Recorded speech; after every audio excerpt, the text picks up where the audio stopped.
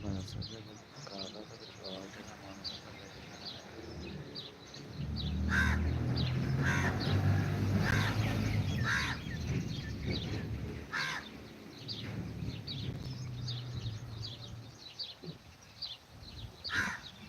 ਅੱਗੋਂ ਜਵਾਬ ਘੱਲੋ ਤੇ ਕੀ ਆਖਿਆ ਮੈਂ ਉਹਨੇ ਕਿਹਾ ਹੈਲੋ ਤੇ ਇਹ ਕਿਆ ਕਾਹਦਾ ਕਾਹਦਾ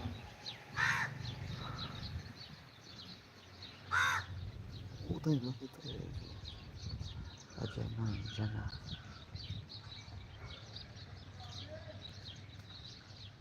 ਹੂੰ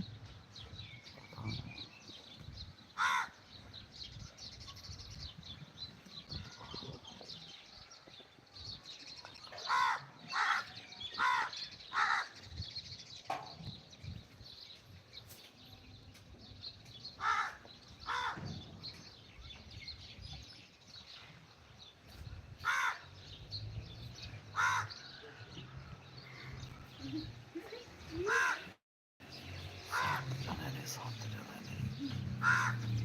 ਮੈਂ ਸੋਚਿਆ ਤੈਨੂੰ ਇੰਨਾ ਵੀ ਨਹੀਂ ਪਤਾ